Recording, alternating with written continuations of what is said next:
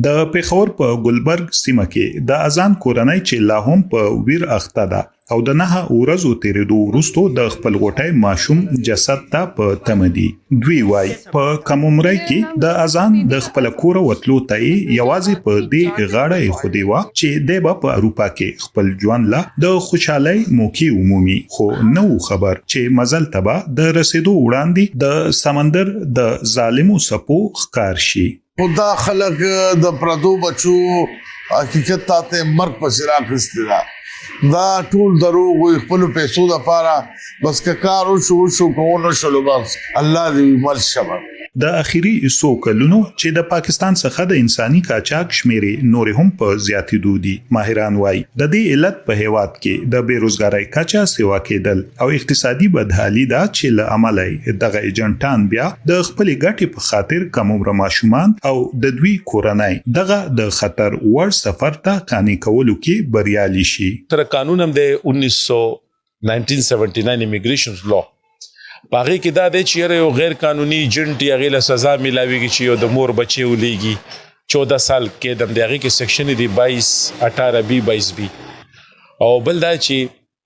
ټولو کې غټه خبره ده چې یو ملک ولی یو ماشوم پری دی د یو زینه بل زیتا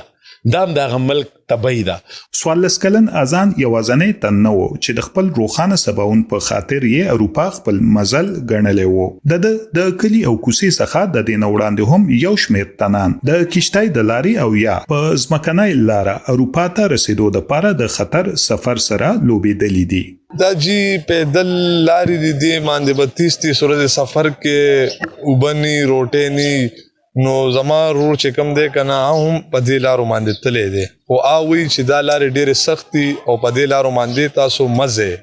دا لارې چې کم دي کنه دا ډېرې سختي دا ایجنټ تاسو ته وي چې دا سمندر کې به دوه سفر کوي هغه ورځ سفري بیا کشته کې تاسو واته ورځ رابطه نه کیږي اوس موږ له پته نه د سفري انتظامونو کاروبار کوونکي وای په قانوني لار د پاکستان څخه وتلل یو ډیر پیچلې او مشکل عمل دی او همځکه ځوانان بیا دغه د خطر لار خوخه کړي د ایمګریشن هم لک سخت دلته ویزیم نه ور کوي خلکو له نو بانک بیلانس هم غواړي او سل خبرې کوي کنه او ټول ډاکومېنټس برابر غواړي او هغه بیا ویزا لګي یا نه لګي څه کنفرم خبره نه ده د پاکستان حکومتي ادارې چې هم د انساني قاچاق مخنیوي د پاره ګامونه پورته کوي خو شمیرې وای په یو کال کې نزدیک 15,000 خلک په غیر قانوني لارو د هیواد څخه وتلو کې بریالي شوي دي احسان محمد خان وایس اف امریکا دیوا پیښور